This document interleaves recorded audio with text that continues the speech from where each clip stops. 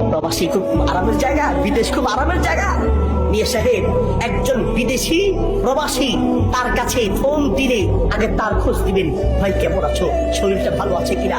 কারণ একজন প্রবাসীর সবচেয়ে বড় অভাব, ঠিক আছে টাকার তার অভাব নাই, সুন্দর জায়গা পরিদর্শনের তার অভাব নাই, কিন্তু সবচেয়ে বড় অভাব মায়ার অভাব, ভালোবাসার অভাব, আন্তরিকতার অভাব, ঠিক কিনা।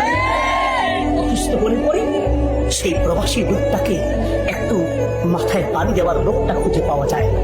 বহু প্রবাসীর জীবন এমন কেটেছে, সামান্য জ্বর হয়েছে, সেই জ্বরে একটু পানিটা নিয়ে খাবে সেই ব্যবস্থা নেই।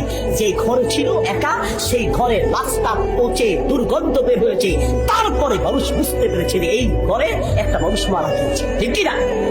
কাউকে যে করতে সেই লোকটা খুঁজে পায় না। আর বাংলাদেশের জেলখানা ওই প্রবাসের চেয়ে ভালো আছে। বাংলাদেশের জেলখানায় তো 1-2 মাস পরে আত্মীয় স্বজন দেখা যায়, একটু খোঁজখবর নেওয়া যায়, কথা বলা যায়। কিন্তু বিদেশ এমন এক জেলখানা, সেখানে চাইলেও বছরকে বছর নিজের